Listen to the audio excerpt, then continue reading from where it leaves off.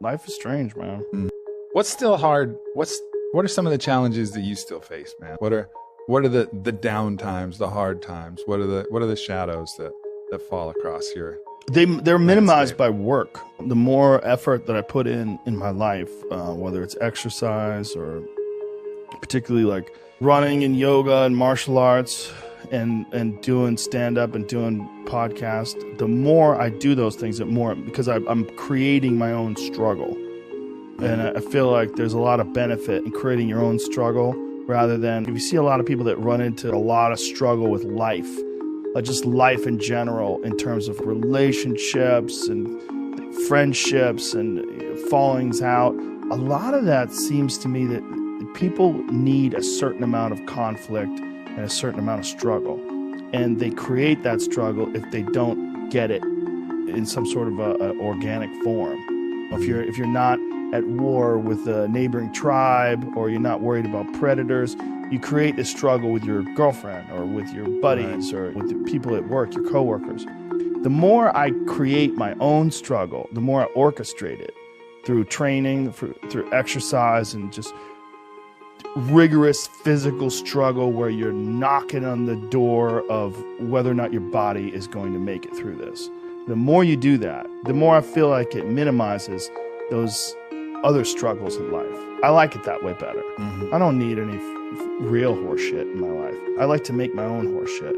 And it seems like, but it really does seem like doing that minimizes other things. Because like if you're running hills, right? If I'm running hills and doing these sprints 400 or 500 yards up this hill, it's so fucking hard to do that's all I can think of. And my body's heaving, my heart's pounding, and I'm just push. And all I'm thinking about is my breath. Things get minimized. That's a real struggle. That's almost death. Your heart is going 180 beats a minute. You're pouring sweat. That's like a design. I'm doing it on purpose.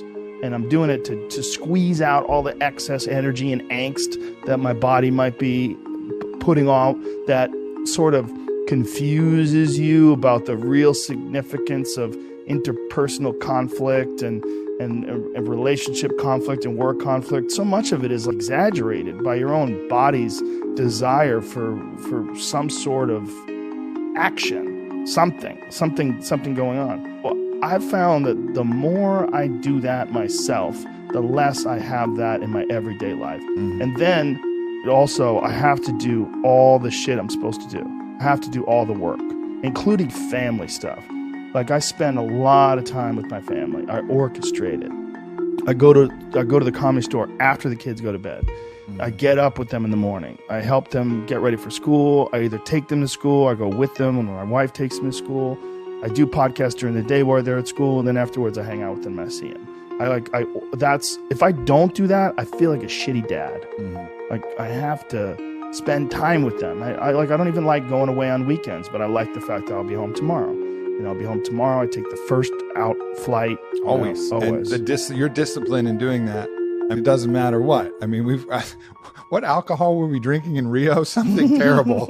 And it was light outside, and we were drinking it. And we're still on the fucking flight, the early flight, getting home early. Your discipline and commitment to that is fucking special.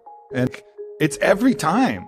Not a lot of people can say that. A lot of people be like, oh, I had a big night Saturday night. I'm going to fucking chill on Sunday. I'll see the kids later. No. You just show up. And well, that's my commitment, especially when you're flying. I don't have to do anything. Just sit down. I'm going to sit down for 4 hours. It's not that big a deal. Just get up early and go do it. I'm not doing anything. Like I should check out the fucking dark corners of my brain on these flights. I like to pop a heavy edible before a flight and just sit there and like, yikes.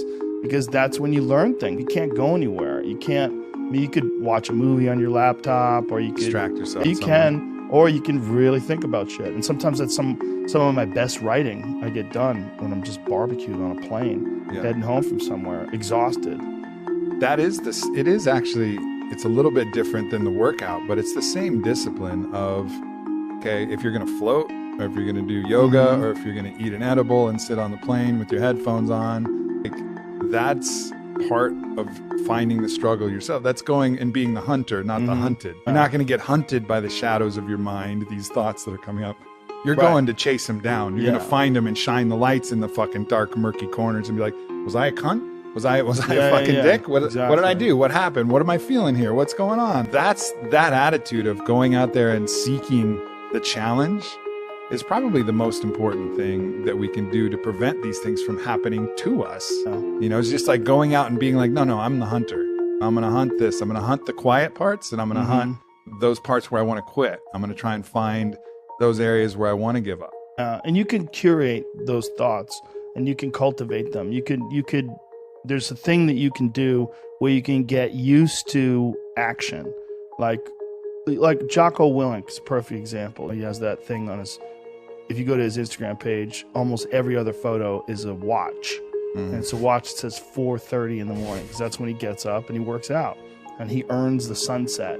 And he does that. He's so disciplined. And he's got this saying that's a great saying, discipline equals freedom. And it's true, because he's able to force himself to do that every single time. There's no excuses. There's no breaks. There's no days off. It doesn't happen. Because of that, you're not scared. You know that you can keep doing it. You know that you can continue to perform. There's a lot of people that are scared of their ability to do something that's difficult.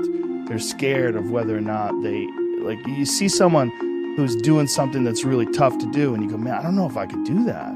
I don't know if I could force myself to be disciplined. I don't know if I could force myself to take that kind of action. Well, if you do force yourself to take that kind of action, you don't have that question anymore.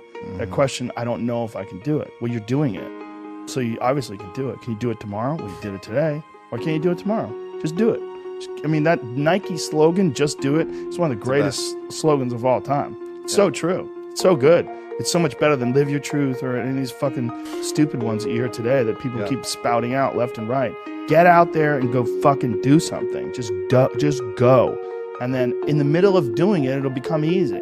Even if it's not easy, even if it's hard, it's easier than not doing it and wishing that you had done it. Yeah. That's the worst. One of the things that I think is hard for people is if let's say you do it once, right? And then you realize that you can do it and that you could have been doing it. People will start judging themselves in the past for not doing it because they've told themselves, I can't do that. I can't lose weight. I can't be cool. I can't do these things. And I'm broken in some way. And they have these stories about themselves about how they can't. And then if they just do it once, then they have to forgive themselves for not doing it before. And that's why I think being able to just say, oh, no, it's cool. That was my past self. This is myself now. And I can do it now. And I can totally radically forgive myself for the past and just move forward from here, because the past is fucking gone. You know, it's over. It's a dead body. Like, the living body starts now, immediately. That's like that video that we did a while back, Be the Hero of Your Own Movie. You are not your past. You're you. You're you right now. Like, the past you might have done some things you wish you hadn't done. Don't dwell on that. You learn from it, that's fine, but don't dwell on it. Just keep moving. Keep moving. Use it as fuel. Say, never again. I get what I did wrong, but don't think that you're that person that made those mistakes. You're the person who's learned. And to have that attitude is a really important thing. And to not say, why am I doing this now? I could have been doing this my whole life. Well, you weren't. So the fuck is that going to help? You gotta not think like that. You just gotta be happy you're doing it now.